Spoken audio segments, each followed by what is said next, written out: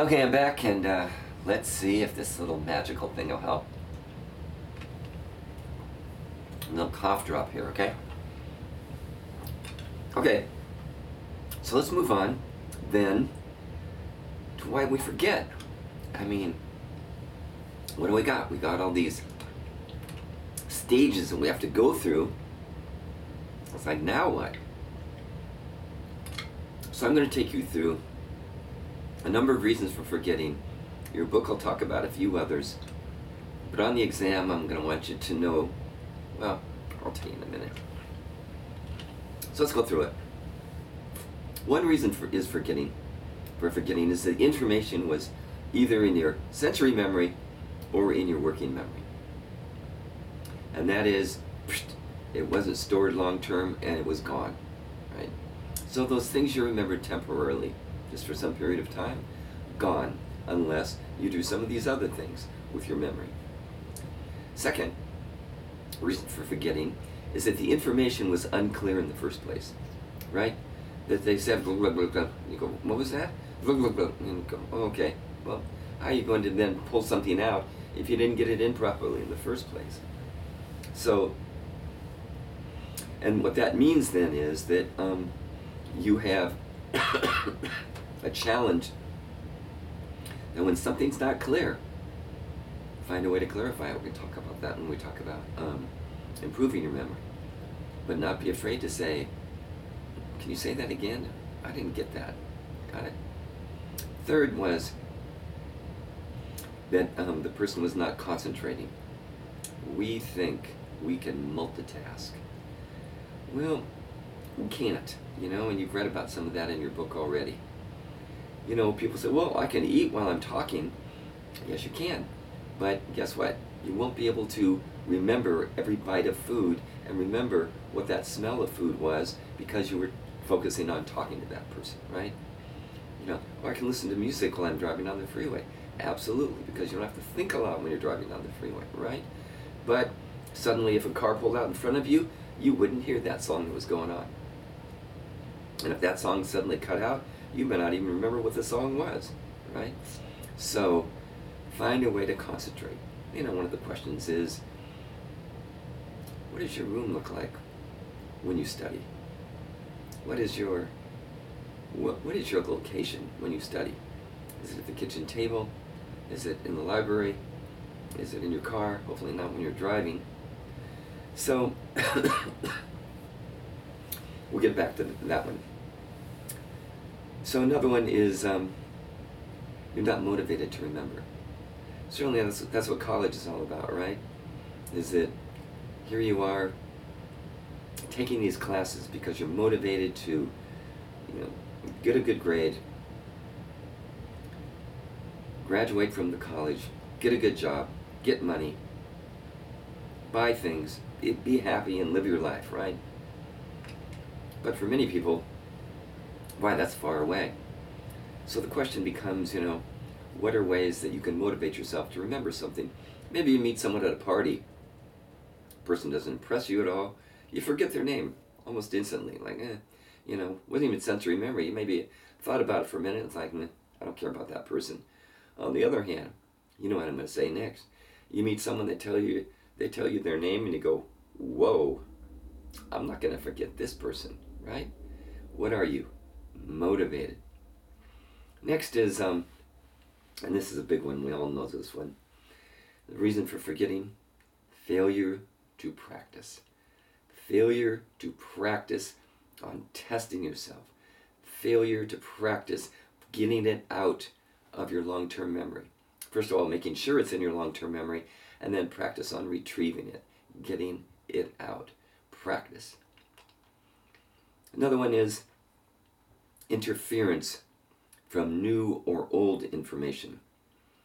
I got a new car recently, and my other car, when I want to put on my brake, lift up my left foot, and this is when I'm parking for my parking brake, put the brake down, okay? So, I had this car for 3 years. Now I have this other car. As soon as I hit the button and put it in park, the brake goes on immediately. What am I doing? Yep, reaching for air. It's like, oh, that's right, I'm in the other car. What happened? Okay, that old information is interfering with me learning this new information. And I've only had this new car for like 3 months, so it'd be interesting to see how long it takes me to, separate those out and realize which car that I'm in. Of course, the other part is I gotta, hopefully then this new information is not gonna transfer and interfere with my old information and for me to forget to put my brake in my old car, right?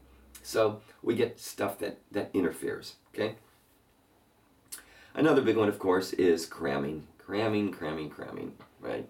We are, hold on, make a little note to myself here. We are good at trying to cram as much information as we can. You know someone who's done all-nighters, you know someone who's waited till the last minute. Of course, it's not you, is it? And, trying to cram all the information so that they could remember it the next day. But I think in many classes that have a comprehensive final exam, well, guess what? Cramming maybe helps you get through that next exam, but what about the final exam? Another one, I think we're maybe on number 8 now, is decay. What that means is that as years go by, that we're not able to grab that information because it's begun to fade. We think of those neurons that we talked about, and before, as we learn things, these new neurons were being created, these new synapses, which were connecting neurons that had never been connected before. But then as time goes on, if we don't, go back and practice on that a little bit, we forget things, called decay. Doesn't mean it's not in there. It means, it's just been too long since we tried to pull it out. Then another one, I think we're on number 9 now, is something called the serial position effect. Now that's not on your study guide, but it's on your reading study guide. Hopefully you read about that already. Well, what's a serial position? Serial, we're not talking about what you had for breakfast today. It's serial, S-E-R-I-A-L. So serial means when something happens one after the other to the next one, and next one, and next one, when things occur, like a soap opera is a serial. Will Victor, the richest man in the world, or will he lose his money, tomorrow? Well, stay tuned, because now we're going to see what happens the next day and the next day, right? So, so what's the serial position effect? What it means is, well, let's see if you can figure it out. I'll give you an example of what a lot of little kids do when they're learning the alphabet. They go something like this. See if this looks familiar. Okay, would you like to say the alphabet? Okay. A, B, C, D, E, F, G, H, I, L, M, N, Q, R, X, Y, Z. Look familiar? Right? Well, what went on here? Well, it seemed like the kid had a good chunk of the first part of the alphabet and a little bit at the end of the alphabet, but forgot, guess what? That's right, the middle. That's why it's called serial position, because what we tend to forget when we're learning a list of things are those things in the middle.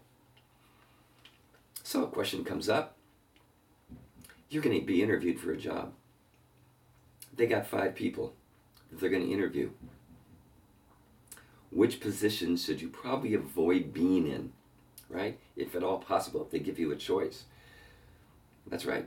2nd, 3rd, and 4th position, right? Especially that 3rd position, because what do we got? We got this interference on both sides of them. Serial position effect. Tending to forget what's in the middle of a list. Got it? Okay, so there are other ones in your book. But before I move into suggestions for memory improvement, let's talk about a very important concept in psychology.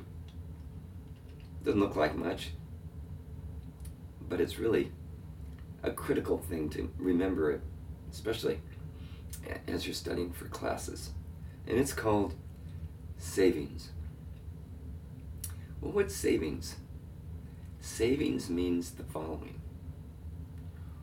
It always takes less time to relearn something. So what are we talking about? Let's say, this comes up a lot.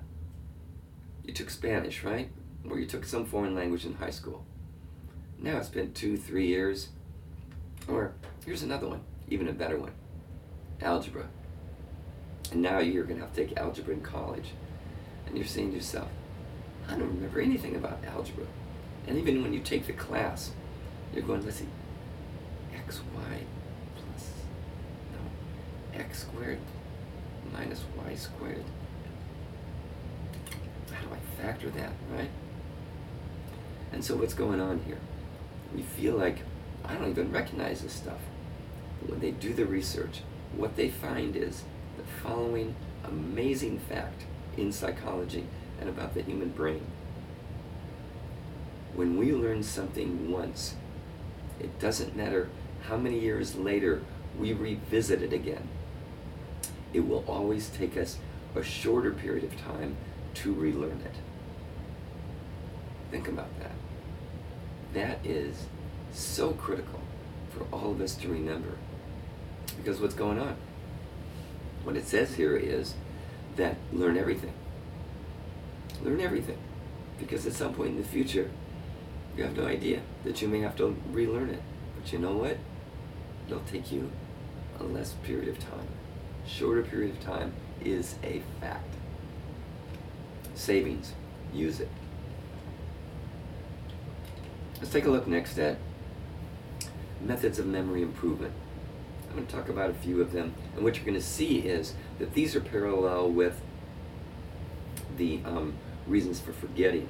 Kind of turn those around and make the good thing happen rather than the negative one. So let's talk first about first suggestion. Make sure that you heard or saw the information correctly. That's why it's so important to take good notes, or you can record your professor's lectures. But the important thing, because once in a while a student will, for example, in doing the reading study guide, they'll look at the concept, go in their book, and write down information that's not really correct. And what are they doing? They're remembering something that is incorrect in the first place. So make sure that you've got this information correct. So we talked about this a little bit a few minutes ago. The challenge for you is, when you don't understand something, can you say that again? Can you repeat that? Or how about this one? I don't understand.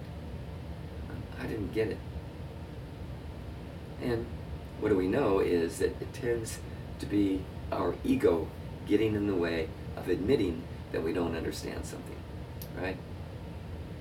And one of the things we know, here comes this sentence, you don't have to write this down, but it is an absolute fact. Think of someone you know who's really smart. And what do we know? The smartest people are those people who know what they don't know and aren't afraid to admit it. That's it. Think of the smart people in your life. And when they don't understand something, they go, oh, what does that mean? Oh, I don't get that. Oh, explain that to me, right? How many of you know someone who tried to fake that they knew something when they didn't, right? Yeah. So that's your job as much as you can, to put aside your ego and say, I don't get this. I don't understand this. As I told you, I came to college with a very weak vocabulary. So I started looking up every word I didn't understand, and you know what? There are a lot of words out there. But, doing it over and over, and my vocabulary strength grew, and I became better at being able to look at words and figure out what they are. That's number one. Make sure you got the information correctly. Pretty obvious. Number two, don't multitask. Now what I'm going to say to you next, you might find surprising. I'm going to ask you a question first. Do you study with music on? Have you ever studied with your music on? No. What's my response to that? Go ahead, as long as that doesn't interfere with your studying process. Because what we know is that if something's in the background, we don't have to concentrate on it, right? Which is providing us background noise and information. And therefore, it can help us study. But you have to be honest with yourself. you have your music on, you're trying to study something, and it's not working, that music is interfering with your ability to focus in on that concept, then you need to turn off your music or find some other music. Now, in back of me here, I don't know if you can see it very well. Let's see. Let me pick this up a little bit. There it is. See all those? Those are my CDs. Now, I don't, I have probably, 300 or so. I know it's old school, but that's how I played my stereo and blast it. And when I when I correct your exams or read your homework, I blast my stereo. Why? Because I don't have to think a lot about what I'm doing. Right? Don't take it personally. I've read thousands and thousands of papers over the years, and so I just go through and I'm slashing them up, right? And then rock and roll music's going on in the background, or Taylor Swift or somebody is singing to me, or whoever it is, right? But at other times when I sit down and I'm trying to create something, maybe I'm writing an article for a magazine that they asked me to write, and I'm starting to write it, and I got the music in the background, and all of a sudden I get to a point, I got to turn off the music, or I got to put on some other music, because it's not allowing me to concentrate the way that I need to. Got it? So be honest with yourself. And what about the TV in the background? Likely not. What about other people talking in the background? If you then start to hear some other conversation, then that's not the right place. You need to find a place where there aren't distractions. And I know a big one. I know a big distraction. Something like one of these, where, guess what? People have their phones. They have their phones right next to them. And they're thinking, oh, well, I'll just have it next to me. And they're concentrating and reading psychology and having a good time doing it, and then all of a sudden they look, got a message, got a text, oh, I gotta look something up, right? Incredible distraction. Could you, is it all possible that you put your phone in your backpack while you're studying? Of course not, because, well, we're all addicted to our phones, aren't we? Next suggestion, find a way to motivate yourself to remember, right? Motivation is important. And, here's a great exercise, especially if you're in a class that's boring, like this one. And you're saying to yourself, this is so hard to study for, I'm just so bored, I just can't motivate myself, right?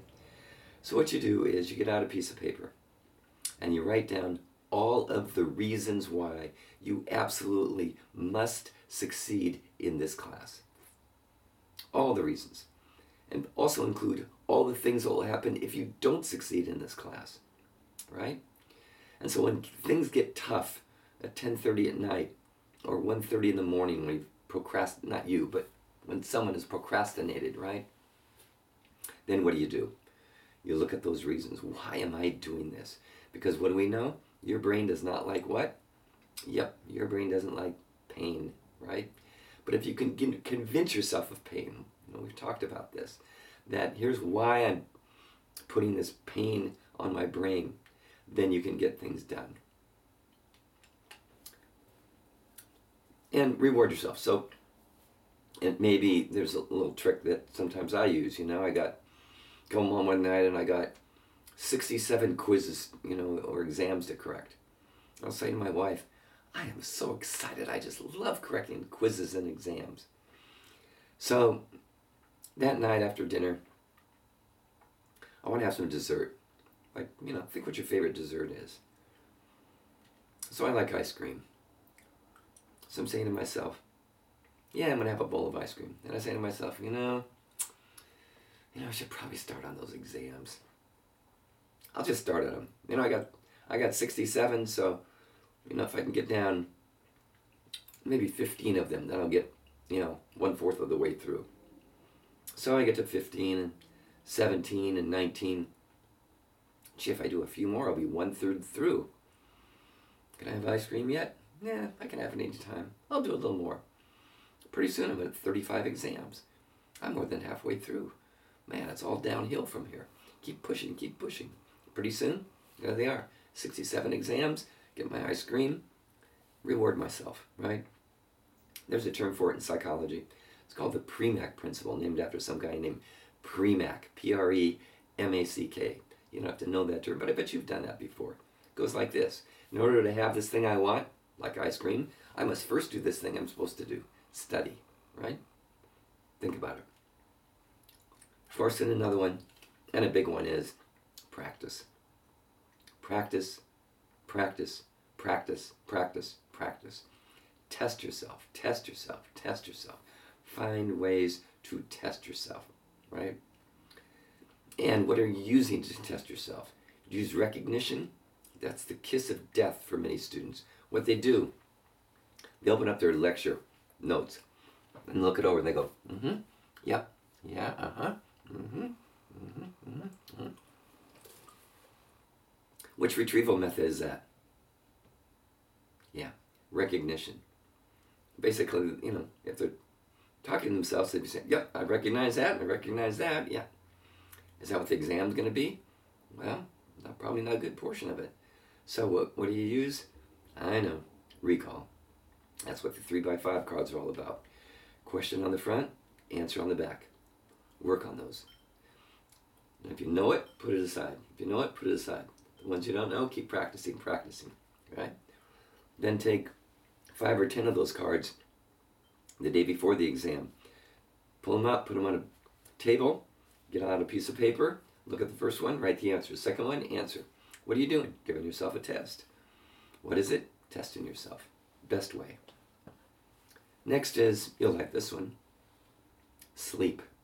Sleep just after you study. Research indicates that, if you study a half hour before you go to bed, before you go to sleep, that information tends to stick a little better. The glue tends to stick better. And related to sleep, as you well know, find a way to get 7.5 to 8.5 hours sleep. I know you've heard me say it, but this is critical. Because what do we find? People who are getting less than 7 hours of sleep, less than 7.5 hours of sleep, what's happening? Concentration. What's happening? Information is in the working memory, but not in this long-term memory. Or information gets put in the long-term memory, but they haven't practiced getting it out. Next, number 6, distribute your practice. Don't cram. Being a big fan of 3x5 cards, what you do is, once you get those 3x5 cards all down, the reading's all done, you don't have to look at your book anymore. So on that, let's say if we're going to end up having the exam on Monday, so you got all your reading done by Thursday. So Friday, 10 minutes while you're eating breakfast, 15 minutes during lunch, 5 minutes when you get home. Later on that night, 20 more minutes. Then before you go to bed, 15 minutes. So what have you done? Rather than 1 hour and 20 minutes, you've distributed your practice. Got it? And then the next day, same kind of thing. 7th suggestion, in your book talks about this, is to use something called mnemonics. Mnemonics is a memory device. In fact, if you look at the word, it's a strange word because it begins with the letter M. If the M is silent, it's mnemonics. But if you look at that word mnemonics and you cover up the letter N, then you'll see M-E-M-O. What do you know? First 4 letters of the word memory, right? So mnemonics or mnemonic devices are memory tricks. Your book talks about some of them. Chunking, right, is one. Using visualization, something called the method of loci, where you try to remember a list of something and you put that list in your house. So if you're remembering the 10 fields of psychology, and the first one is developmental psychology. So what's developmental? So as soon as you walk into your house, what do you see first? Well, you see your entryway, or you see your living room. See a bunch of kids running around yelling and screaming. That tells you developmental, right? Then you go into the next area, and you go into your kitchen, maybe is next, and what do you see there? A bunch of researchers pouring, chemicals in it. That's research psychology, right? And then you go in your bathroom and you see 20 people talking to each other and having a good time and socializing, right? So now what do you got? Social psychology. So that's the method of loci, where you're then putting them in different places, right? So a lot of different memory tricks. There's one, another acronym one. This is one where firefighters taught me years ago when they would go to a fire in downtown Seattle. This is before they had GPS, any of that, and then have to remember what street is coming next and what one's coming next and so on. And so they were given this little saying. It's going to sound a little strange at first, but bear with me. Jesus Christ made Seattle under protest. What are you talking about, right? Well, you take the first letter of Jesus Christ made Seattle under protest, of each of those words, and you will get the first letter of each of the streets in Seattle going from south to north. So they're all doubled. So there are 2 J's, there are 2 C's, there are 2 M's, and so on, okay? So the Jesus part would be what? James and Jefferson. Christ for the C, right? Columbia and Cherry, right? And, Marion and Madison, work your way on up, right, to Pike and Pine. Got it? So little memory tricks. And after a while, you don't need the memory trick anymore. It's in your long-term memory. You've retrieved it enough. You got it, okay? So there they are. Various little tricks that people use to remember things, okay? All right, let's finish this up by talking about number 5 on your lecture guide, called false memory syndrome. So let's deal with that. So if you take a look at the words clearly, it can really tell you what's going on here. You see the words after it called implanted memory. And so what we find is that the fact is that our memory, our ability to remember, is not like a video camera. Sometimes we think we remembered something, we know what we saw, we know what we heard, and we are wrong. I have a story on that. Years ago when I was a kid, sad thing happened on November 22nd, 1963. Presume you weren't around at that time. Parents, your grandparents probably were. And what went on back then? Yes, that was the day that President Kennedy was assassinated. And during that time, 1963, I was keeping a diary. So that whole year of 1963, I knew what I was doing every day, including what I was doing the day that the president was shot and killed. Horrible day where people were crying. It was just, one of those, as your book talks about, flashbulb memory moments, because everyone who's my age will always remember where they were when it happened. So that weekend, a bunch of us guys got together with a bunch of gals, and we hung out. We went out for hamburgers and went to the girls' place and hung out. We talked to them on the phone all night. It was just, our way of teenagers to try to distract, trying to cope with this horrible thing that had happened. And over the years, I would talk to various people about it, and I would say, and I can tell you who these 8 people, maybe it was 10, who these 8 people were, and I'd name them off, 4 guys, 4 girls, 5 guys, 5 girls, I'd tell you who they were. So, well, fast forward about 20 years. One day, I come across my old diary, and I open it up, and I go into November 22nd, 23rd, 24th, and I'm looking at the list of kids who were there.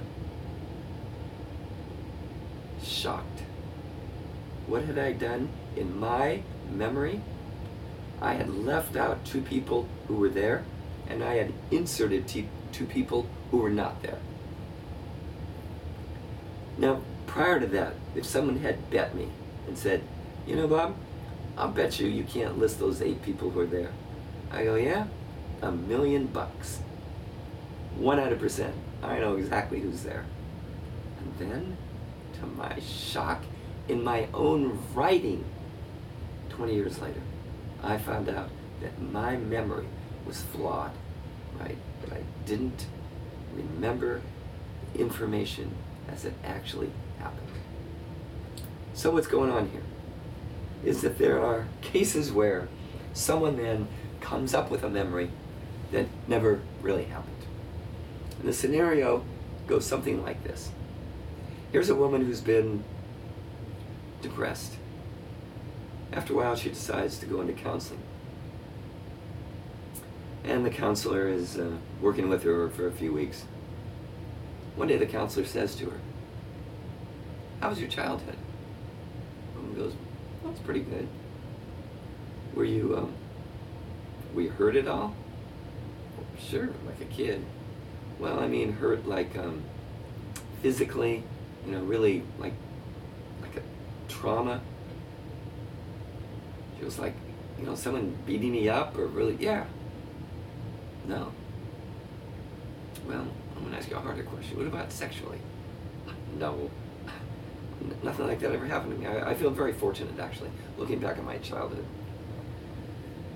Counselor goes, "Well, I don't know. Just from some of the things we were talking about, you seem to have some of the symptoms of someone who may have had physical or sexual abuse. Why don't we do this? Let me take you through a hypnotic trance and kind of regress you, and let's just see." Woman's going, "Well, I don't know. Well, let's just try it." Okay, let's just try it." So he relaxes her, puts her in a state of suggestion. He says, "I'm going to regress you. You're 30 years old now you're 23, now you're 16, now you're 11, now you're 5 years old. You're 5 years old. Where are you?" "I don't know." "Well, where are you?" "In my bed." "Okay, is it day or night?" "Well, it has to be night, I guess." "And how do you feel in your bed?" "Oh, fine, I guess. I don't know, a little scary. Really scary. Why?" "Well, it's dark in my room, I'm 5 and I get scary." And so I pull up my pink blanket over me and look at my red pajamas, and I look at that green teddy bear that my dad got for me, and I try to feel comfortable, but I don't know, I'm just scared. "Are you scared of something?" "Well, I guess." "Well, like what?" "I don't know. Like a monster?" "Maybe." "Or someone gonna hurt you?" "Well, yeah." "Like what?" "Well, not a monster." "Well, then some human?" "I don't know, I guess." "Well, who might it be? Is it a man or a woman?" "Well, a man, I guess." "What might he do to you?" "I don't know, he could hurt me, he could maybe touch me in bad places." "What do you mean in bad places?" "Well, down there." "Well, what men are living in your house?" "Well, it's only my father. My father did this to me when I was 5 years old? Oh my God, oh my God." And so she kind of snaps out of it, and the counselor goes, "How you doing?" I never realized this before." He goes, "Well, sometimes that's what happens in counseling, so it's something that you're going to have to work on now, because it looks like maybe that's the cause of your depression." "Really? You think so?" "Yeah, you've repressed it all these years, obviously. Now it came out." "Oh." So she goes,